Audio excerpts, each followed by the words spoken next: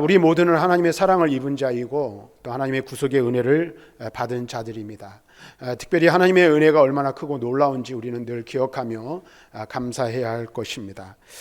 우리는 영죽을 죄인이여 영벌을 받아 마땅한 자이고 또 한 번 우리가 사는 인생이지만 한 번 사는 인생으로 끝나는 것이 아니라 한 번 죽는 것은 사람에게 정해진 것이고 그 후에 하나님의 심판이 있다는 말씀처럼 죽음 이후에 하나님의 심판을 받아 영원한 지옥 형벌을 받을 수밖에 없는 우리들이었지만 하나님께서는 그러한 우리에게 자비와 긍휼, 은혜와 사랑을 베풀어 주셨고 그 사랑으로 인해 우리가 예수 믿어 구원함을 얻게 되었습니다. 우리 모두는 구원의 부르심을 받은 자들입니다. 또 예수의 제자로 우리를 부르셔서 예수 그리스도의 제자가 되게 하셨습니다.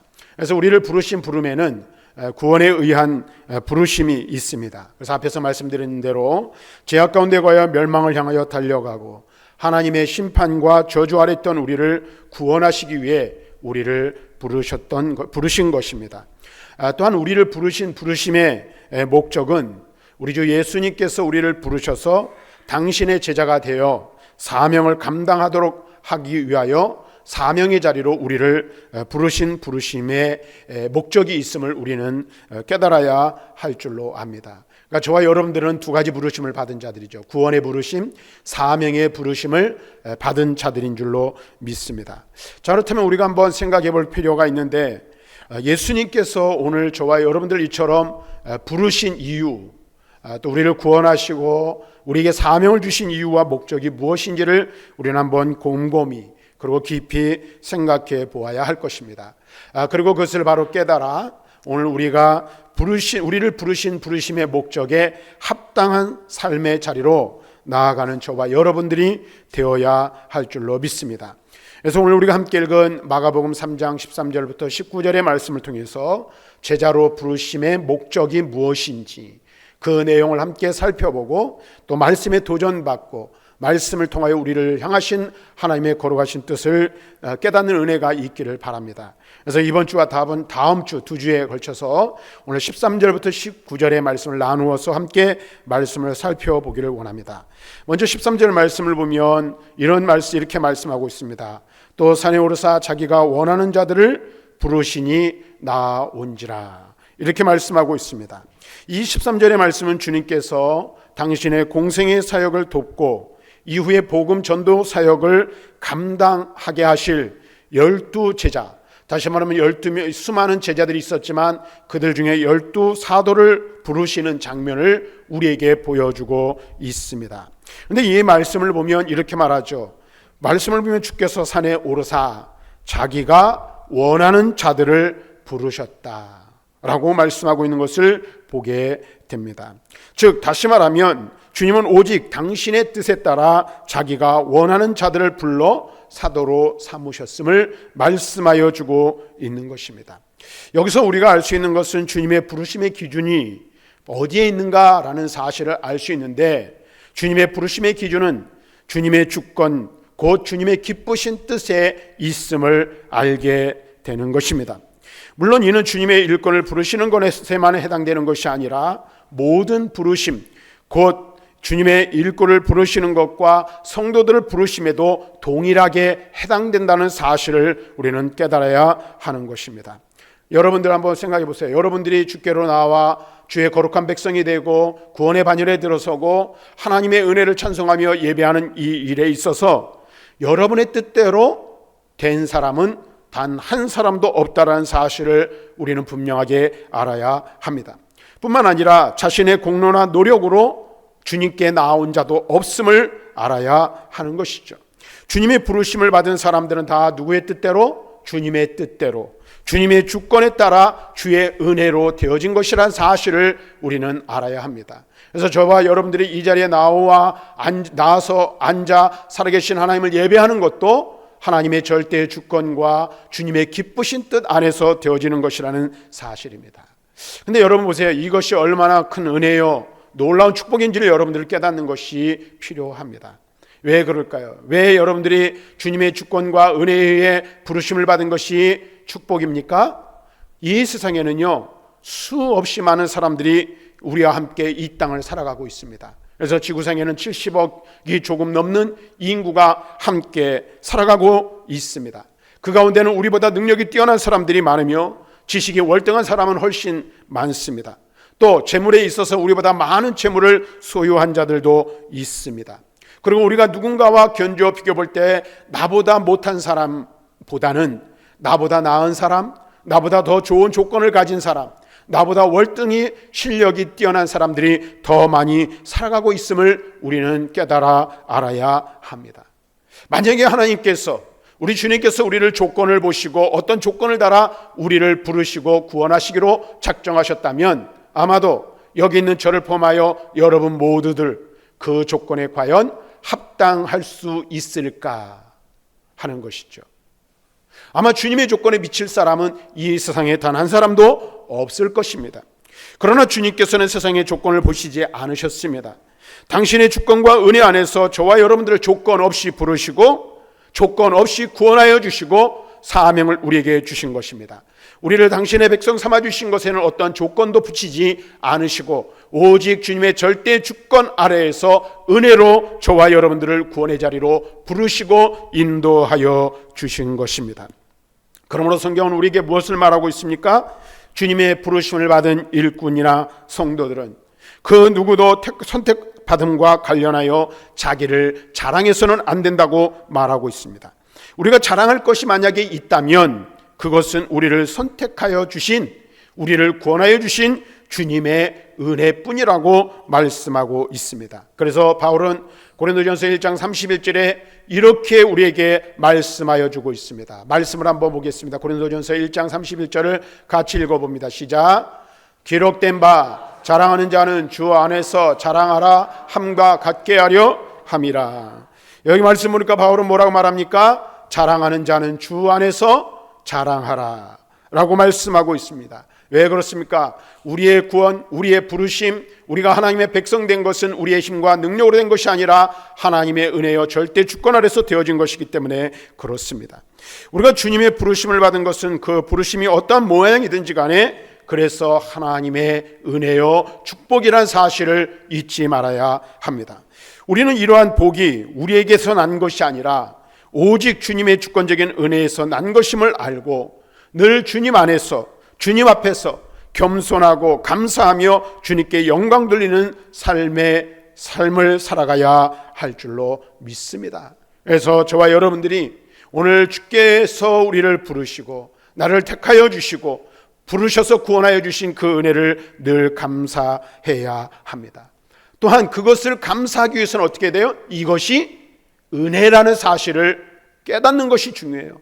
내가 예수 믿고 이 자리에 나와서 하나님을 예배하고 하나님의 이름을 부르며 주님의 이름을 찬송하는 것, 이것이 하나님의 은혜라는 것을 깨닫는 자만이 감사할 수 있는 거예요. 그래서 바울은 갈라디아서 1장 15절에 이렇게 고백하고 있습니다. 같이 한번 읽어보겠습니다. 시작. 그러나 내 어머니의 태로부터 나를 택정하시고 그 은혜로 나를 부르신 이가, 바로 여기서 뭐라고 말하고 있습니까? 그 은혜로 나를 부르셨다 라고 말씀하고 있어요. 그리고 그분이 어떻게 해요? 어머니의 뱃속으로부터 자신을 선택하여 주셨음을 말씀하고 있습니다. 다시 한번 말씀을 다시 한번 읽어보겠습니다. 시작. 그러나 내 어머니의 태로부터 나를 택정하시고 그의 은혜로 나를 부르시니가, 이렇게 말하고 있어요. 또 다른 성경 디모데후서 1장 9절에서는 이렇게 말합니다. 같이 한번 읽어보겠습니다. 시작. 하나님이 우리를 구원하사 거룩하신 소명으로 부르심은 우리의 행위대로 하심이 아니요 오직 자기의 뜻과 영원전부터 그리스도 예수 안에서 우리에게 주신 은혜대로 하심이라. 자, 여기 말씀 보세요. 하나님이 우리를 구원하신 것, 그리고 거룩한 소명으로 부르신 것은 무엇으로 된 것이 아니다? 우리의 행위로 된 것이 아니라고 말하고 있어요. 오직 하나님의 뜻과 영원전부터 그리스도 예수 안에서 우리에게 주신 무엇으로? 은혜대로 되었다라고 말씀하고 있는 거예요. 오늘 우리가 사실 알아야 돼요. 저와 여러분들이 예수 믿어 구원받고 하나님의 거룩한 백성 되며 사명자로 살아가는 것은 하나님의 절대 주권 안에서 그의 은혜로 되어진 것이라는 사실입니다. 우리가 구원의 자리로 부르심을 받은 것은 전적인 하나님의 은혜임을 기억하며 살아갈 때에 하나님의 거룩한 백성으로서의 온전한 삶을 살아갈 수 있는 거예요. 그래서 바울이 고백하고 있는 것처럼 나의 나 된 것은 하나님의 은혜로 된 것이라. 이 고백이 어떻게 고백되어질 수 있습니까? 오직 우리의 구원, 우리의 부르심, 그 모든 것이 하나님의 절대 주권 아래에서 하나님의 뜻대로 되어진 것임을 깨달을 때에 가능하다라는 것입니다. 계속해서 우리가 14절과 15절 말씀을 보면 주님께서 사도들을 불러 세우신 목적이 나오고 있는 것을 보겠습니다. 볼 수 있습니다. 앞에 말씀을 앞으로 좀 넘기셔서 14절 15절 말씀 같이 한번 읽어보겠습니다. 14절 15절 시작. 열두를 세우셨으니 이는 자기와 함께 있게 하시고 전도도 하며 귀신을 내쫓는 권능도 가지게 하려 하심이로라. 여기 먼저 14절 15절 말씀을 보면 주께서 사도들을 불러 세우신 목적이 나와요. 그런데 오늘은 두 가지를 여러분 함께 좀 말씀을 나누기를 원하는데 14절 말씀 보니까 이렇게 말씀하고 있어요. 이는 누구와 함께? 자기와 함께 있게 하시고, 자기와 함께 있게 하시고. 주님이 우리를 부르신 첫 번째 목적이 바로 여기에 기록되어져 있는 것을 보게 됩니다. 주님께서는 우리가 주님과 함께 있도록 하시기 위해서 우리를 부르셨다라는 사실을 알 수가 있습니다. 근데 이 말씀이요, 마가복음에만 기록되어져 있어요. 이 12사도를 부르시고 사도를 세우신 이런 여러 가지 장면들이 성경에 나오는데 마태복음 10장에도 기록되어져 있거든요. 근데 이 말씀은 오직 마가복음에만 기록되어져 있어요.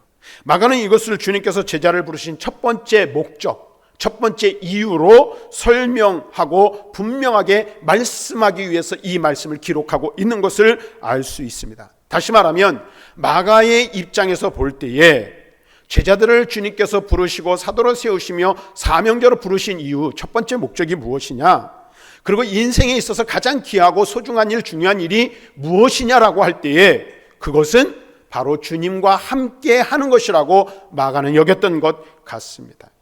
다시 말하면 주님과의 동행 여부는 인생의 성공과 실패를 결정짓는 절대적인 기준이 된다는 사실을 우리는 여기서 깨달을 수 있습니다. 주님과 함께 하는 것, 하나님과 함께하는 삶을 사는 것이 인생의 성공과 실패의 절대 기준이 된다는 거예요.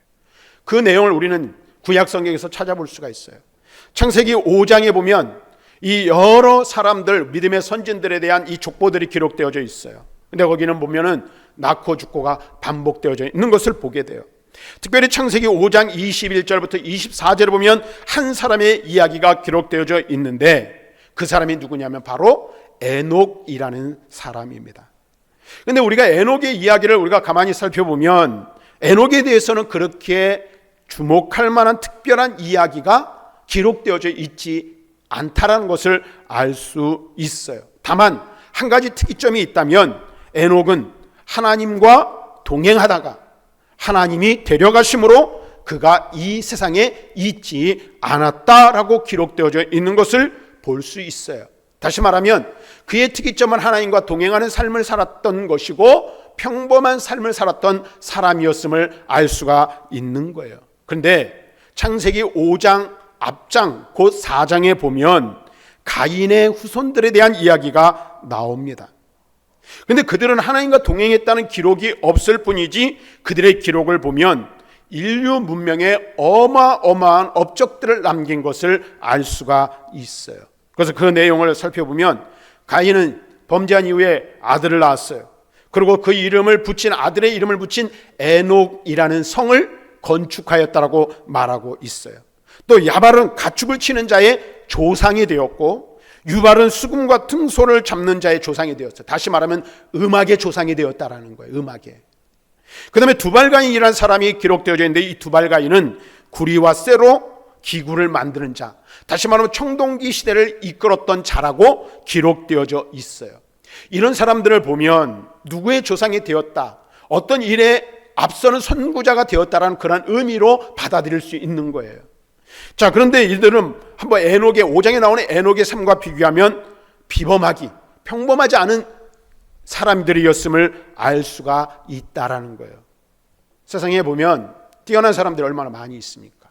우리보다 월등한 사람들이 많이 있어요. 두각을 드러내는 사람들이 있어요. 그래서 어떤 일들에 있어서 선구자가 되고 앞잡이가 되어서 앞서 나가는 사람들을 볼 수 있습니다. 그리고 사람들은 그것을 가지고 뭐합니까? 그 사람을 평가하고 그 나라를 평가하고 집단을 평가하는 경우들을 보게 됩니다. 그런데 우리 그리스도인들에게 중요한 건 뭐냐면 하나님이 우리를 어떻게 평가하시느냐는 거예요. 하나님이 어떤 기준을 가지고 사람을 평가하시는가를 우리는 살펴볼 필요가 있습니다. 그래서 후대의 기록인 히브리서에 보면 이렇게 위대한 업적을 남겼던 가인의 후손들에 대한 이야기는 찾아볼 수가 없으며 그 반면에 에녹에 대해서는 이렇게 말하고 있어요. 그가 하나님을 기쁘시게 하였다. 한번 성경을 봅시다. 히브리서 11장 5절 말씀을 같이 읽어봅니다. 시작. 믿음으로 에녹은 죽음을 보지 않고 옮겨졌으니 하나님이 그를 옮기심으로 다시 보이지 아니하니라. 그는 옮기기 전에 하나님을 기쁘시게 하는 자라 하는 증거를 받았느니라. 자, 여러분 보세요. 여기 뭐라고 말하고 있어요? 그를 옮기심으로 다시 보이지 아니하였다. 그는 옮기기 전에, 다시 말하면 이 세상을 사는 동안에 어떠한 삶을 살았다? 어떠한 삶을 살았다? 하나님을 기쁘시게 하는 자라. 하나님을 기쁘시게 하는 삶을 살았다는 거예요. 그러면 여러분 보세요. 하나님을 기쁘시게 하는 것이 뭡니까? 여러분 무엇이 하나님을 기쁘시게 해드릴 수 있을까요? 어떻게 여러분들이 하나님을 기쁘시게 해드릴 수 있을까요? 많은 재물을 갖다 바쳐야 하나님을 기쁘시게 할까요? 가인의 후손들처럼 위대한 업적을 남기고 어떤 일들의 두각을 나타내고 선도해 나가는 그런 일들을 하는 자가 되어야만 하나님을 기쁘시게 해드릴 수 있을까요? 여러분 보세요. 가인의 후손이 아닌 에녹이 성공적인 인생을 살았다라고 성경은 증언하고 있고 그렇게 말씀하고 있어요. 평범하기 그지없던 그냥 그러한 삶을 살았던 에녹의 어떠한 점이 하나님을 기쁘시게 하였는가? 앞에서 살펴본 대로 에녹은 무엇이 특이하다 그랬어요? 한 가지 그의 삶을 대표하는 것이 있죠. 하나님과 동행하였다라는 거예요. 하나님과 동행하였다. 바로 그가 하나님과 동행하였다는 그것이 무엇을 이루었습니까? 하나님을 기쁘시게 하는 일이었다라는 거예요. 다 평범한 삶을 살았지만 그는 일생에 300년 동안 하나님을 기쁘시게 드리는 삶을 살았어요. 300년 동안 하나님과 동행하는 삶을 살았어요. 그리고 그것이 하나님의 기쁨이 되었음을 말씀해 주고 있는 거예요. 우리는 여기서 아주 중요한 한 가지 사실을 놓치지 말아야 합니다. 인생의 성공과 실패는 세상에 무엇을 남겼느냐, 또는 어떤 업적을 이루었느냐, 하나님과 어떤 관계를 맺었느냐에 따라서 결정된다는 사실을 우리는 알아야 되는 거예요. 다시 말하면 무엇을 이루었느냐, 무슨 일을 했느냐, 어떤 위대한 일들을 이루어냈느냐라는 것보다 더 중요한 것, 하나님과의 관계를 어떻게 맺으며 살아갔느냐가 인생의 성공과 실패의 기준이 된다라는 사실입니다. 곧 하나님과 동행하는 삶을 사는 자가 인생의 성공자가 된다라는 사실이에요. 주님과 함께하는 것, 하나님과 함께하는 삶을 사는 것, 그것이 무엇보다도 중요하다라는 거예요. 우리는요, 그런 일들이 좀 있는 것 같아요. 제가 짧은 기간이지만 목회를 하면서도 늘 실수하고 하나님 앞에서 잘못된 어떤 바르지 못할 때가 있어요. 그게 무엇이냐면 내가 무엇인가를 이루려고 할 때라는 거예요. 무엇인가를 내가 이루려고 하는 그것. 근데 그것이 잘못된 경우가 많은 경우가 뭐냐면 그 기준이 누구예요? 하나님이 기뻐하시는가가 기준이 되지 않고 나의 영광과 영화를 위해서 무엇인가를 이루려 하는 경우들이 너무나도 많이 있다는 것이죠. 그래서 내 이름을 내려고 하고 내 업적을 드러내려고 하고 내가 무언가를 했다라는 자부심을 가지려고 하는 동기에서 어떤 일들을 할 때가 있다라는 거예요. 여러분 보세요. 바벨탑을 쌓은 인간들의 모습을 하나님께서 보시면서 언어를 혼잡하게 하여 그들을 흩으신 이유도 무엇입니까? 자기의 이름을 내기 위해서 바벨탑을 쌓아 올렸기 때문에 그런 거예요. 내 이름을 드러내는 것이 중요한 게 아니라는 거예요. 세상을 살아가면서 유명한 사람들이 얼마나 많이 있습니까? 주항할 만한 사람들이 얼마나 많이 있습니까? 그 사람들에 비하면 우리는 아무것도 아닌 것처럼 여겨질 때가 있어요. 별 볼 일 없는 사람처럼 여겨져서 기죽을 때가 있다라는 거예요. 그러나 하나님 앞에서는 절대 그렇지 않음을 여러분들 아셔야 한다는 거예요. 내 인생의 성공과 실패의 기준은 내가 무엇을 이루고 무엇을 내가 어떤 업적을 남기고 내 이름을 어떻게 내었느냐가 성공과 실패의 기준이 아니라 내가 인생을 살면서 주님과 동행하고 주님과 함께하는 삶을 살았느냐, 거기에 달려있다라는 거예요. 주님께서 사도를 부르셨어요. 우리 주님께서 우리를 부르셨어요. 우리를 구원하셨어요.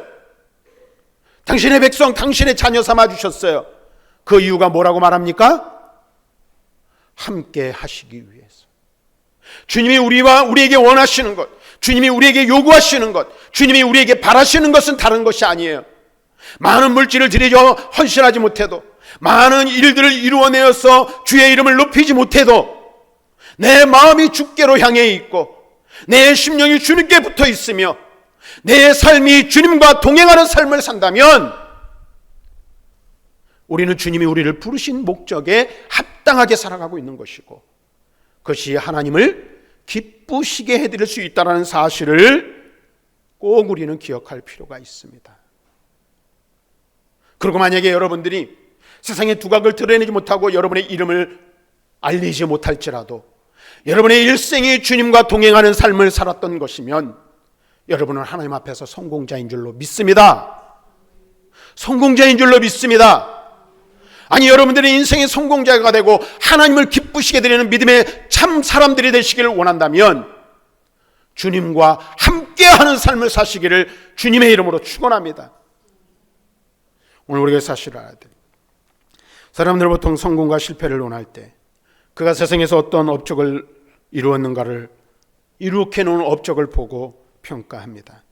하지만 하나님은 하나님의 인생을 평가하는 기준은 그 사람이 세상에서 얼마나 많은 일을 했는가, 얼마나 많은 업적을 쌓았는가, 얼마나 많이 이름을 드러내었는가가 아닙니다. 하나님과 어떻게 동행했는가, 다시 말하면 믿음으로 살았는가, 믿음으로 주님만을 바라보고 주님과 함께하는 삶을 살았는가를 보고 평가하신다라는 것입니다. 사랑하는 여러분, 성공적인 인생을 살고 싶으십니까? 그렇다면 현재 세상에서 지극히 평범한 삶을 살고 있다라고 절대 낙심하지 마십시오. 다만 에녹과 같이 주님과 동행하는 삶을 사시는 우리 모두가 될 수 있기를 바랍니다. 그럼 하나님이 여러분을 보시고 기뻐하실 줄로 믿습니다. 성공적인 인생을 살았다라고 칭찬하여 주실 줄로 믿습니다. 또한 우리가 이 세상을 살면서 주님과 함께하는 삶을 사는 것이 얼마나 중요한 것인지 우리는 성경을 통해서 깨달을 수 있어야 돼요. 여호수아의 모습을 보면서 우리는 그것을 깨달을 수 있어야 합니다. 여호수아 6장 27절 말씀 같이 읽어봅니다. 시작. 여호와께서 여호수아와 함께 하시니 여호수아의 소문이 그 온 땅에 퍼지니라. 여호수아의 삶을 한번 여러분 생각해 보십시오. 그는 언제나 2인자였어요. 모세의 수종자로 일생을 살았어요. 그리고 그의 앞에는, 그보다 앞선 모세는 정말 위대한 지도자였어요. 그를 능가할 자가 없었어요. 하나님을 대면하여 본 사람이 모세였어요. 그의 실력은 월등했죠. 그는 수많은 이적들을 온 백성들이 보는 앞에서 행하였던 능력 있는 선지자였습니다. 근데 여호수아는 어떻게 해요? 늘 그를 수종들고 그의 수발을 드는 하찮은 종에 불과했던 그였어요.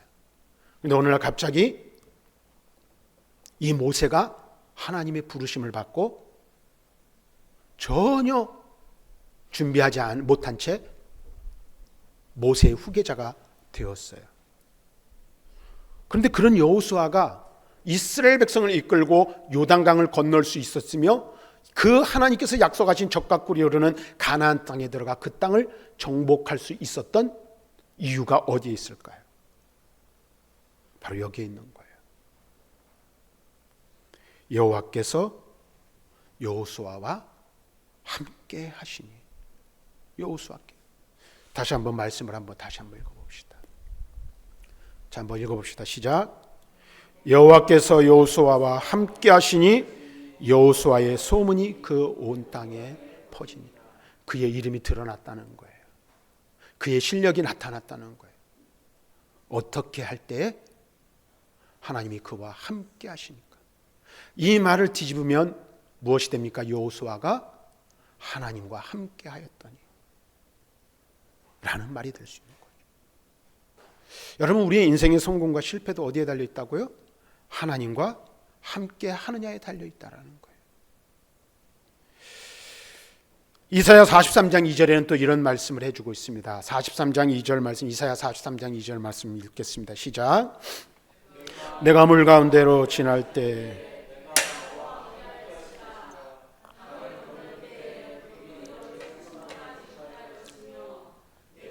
불 가운데로 지날 때에 타지 아니할 것이요 불꽃이 너를 사르지도 못하리니.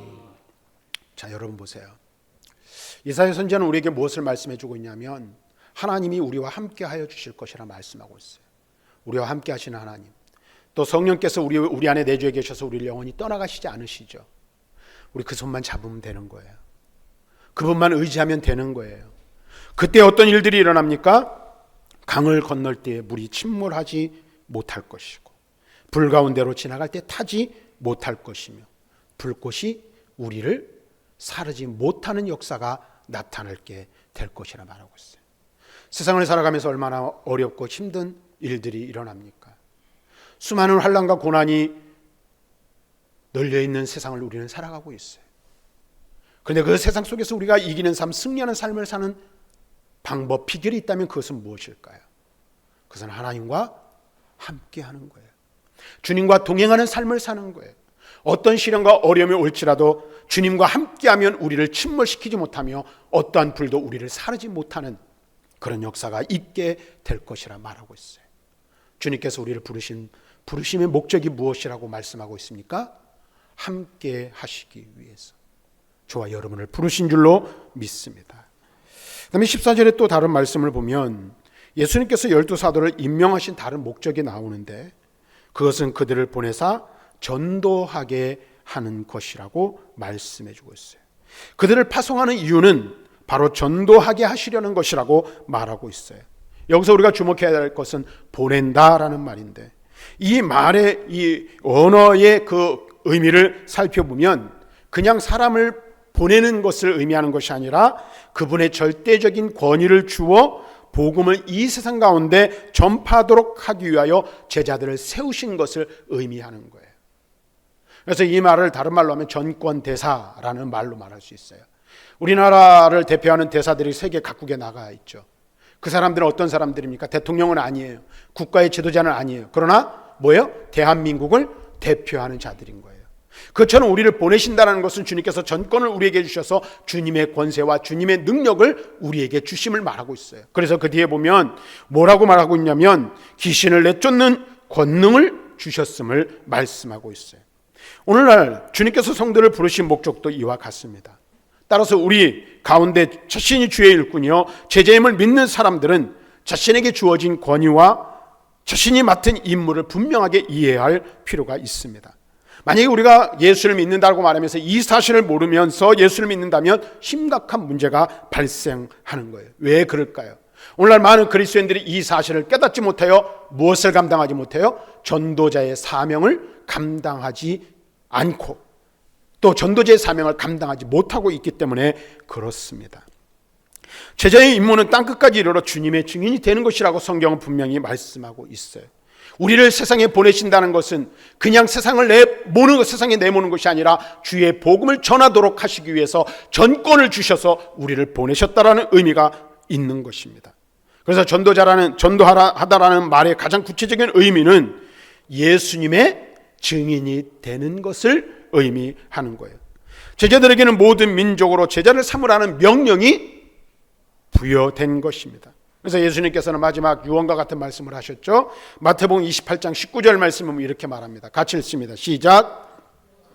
그러므로 너희는 가서 모든 민족을 제자로 삼아 아버지와 아들과 성령의 이름으로 세례를 베풀고, 여기 말하니까 뭐라고 말하고 있어요? 너희는 가서 모든 민족을 무엇으로 삼아? 제자로 삼아. 제자 삼는 것, 그것이 제자들의 사명이에요. 부르심을 받은 자들의 사명이요, 보내심을 받은 자들의 사명임을 알아야 합니다. 하나님의 백성으로 선택된 사람이 어떤 민족이나 혈통은 이 믿는 사람들의 다양함을 우리가 보잖아요. 그래서 여기 뭐라고 말해요? 모든 민족을 제자로 삼아. 모든 민족을 제자로 삼아. 예수님의 증인이 되어야 함을 말씀하고 있어요. 예수님을 나타내지 못하는 이들은 신앙이 있을지는 몰라도 그러므로 그리스도의 참 제자는 될 수 없다는 사실을 알아야 돼요. 많은 성도들이요, 성령 충만을 위해서 기도해요. 성령 충만함을 달라고 간구하고 사모합니다. 근데 여러분 보세요. 성령 충만을 위해 기도하며 성령의 은사들을 자랑하기도 합니다. 그런데 여러분 보세요. 예수님께서 성령을 주시고 우리가 성령 충만해야 할 이유가 뭐라고 여러분 생각하십니까? 네? 왜 성령 충만해야 할까요? 사도행전 1장 8절 말씀을 우리는 새겨보아야 됩니다. 성령을 주신 이유, 성령을 주신 이유가 나와요. 사도행전 1장 8절 같이 읽어봅니다. 시작. 오직 성령이 너희에게 임하시면 너희가 권능을 받고 내 증인이 되리라. 여기 보면 예루살렘과 온 유다와 사마리아와 땅끝까지 라는 말이 중간에 있어요. 그런데 성령을 주신 이유, 성령의 권능을 받아야 할 목적이 여기에 나와 있어요. 성령 받으면 뭐가 되는 거예요? 증인이 되는 거예요. 성령 받으면 전도자가 되어야 하는 거예요. 성령을 주신 이유, 성령을 주신 목적, 성령의 능력을 주신 이유는 나가서 전도하라고, 복음을 전하라고 성령을 주시는 거예요. 오늘 우리는 이 사실을 분명히 알아야 돼요. 그러므로 우리는 무엇보다도 먼저 자신이 지금 그리스도를 증거하고 있는지 우리 자신을 자문해 보아야 합니다. 말로든 생활로든 사람들에게 그리스도를 증거하고 있지 못하다면 이는 우리가 제자가 아니거나 혹은 제자의 도리를 다하지 못하고 있거나 둘 중에 하나임을 알아야 하는 것입니다. 얼마나 많은 성도가 자기 자신의 위치와 역할에 대해 무지한지 모릅니다. 이것은 기독교적인 의식과도 관련이 있다라는 생각을 합니다. 단지 기독교를 하나의 종교로 여기는 이들이 너무나도 많이 있어요. 그래서 종교적인 행위, 종교적인 행태에 머물러 있고자 할 때에 죽은 교회, 죽은 성도의 삶을 살아가는 것입니다. 사도와 같은 사명과 특권을 위해 부르심을 받았으면 어떻게 해요? 나아가서 성령의 인도하심을 따라 전도해야 하는 것입니다. 그래서 예수님께서는 말씀하셨어요. 마가복음 16장 15절에 이렇게 말씀하십니다. 같이 한번 읽어봅니다. 시작. 또 이르시되 너희는 온 천하에 다니며 만민에게 복음을 전파하라. 고린도전서 9장 16절 17절엔 바울은 이렇게 말합니다. 시작. 내가 복음을 전할지라도 자랑할 만한 것이 없음은 내가 부득불할 일임이라. 만일 복음을 전하지 아니하면 내게 화가 있을 것이로다. 내가 내 자유로 이것을 행하면 상을 얻으려니와 내가 자유로 아니한다 할지라도 나는 사명을 받았노라. 바울이 복음을 전하는 것은 부득불하는 일이라고 했어요. 왜? 사명이기 때문에. 주님이 자신을 부르신 일이 복음을 전하는 일이기 때문에 그렇게 하고 있음을 말씀하고 있는 것입니다. 말씀을 정리하겠습니다. 주님께서는 우리를 두 가지 부르심의 자리로 인도하셨어요. 하나는 우리를 구원하시는 부르심을 부르셨어요. 우리를 구원하시기 위해서 주님 우리를 부르신 거예요. 두 번째, 사명자로 우리를 부르신 거예요. 내 사명은 무엇이 있습니까? 주님과 동행하는 삶을 살기를 주님은 우리에게 원하시고 계신 거예요. 주님은 언제나 우리와 함께 하시기를 원하셔요. 그리고 나아가서 우리를 보내서 어떻게 해요?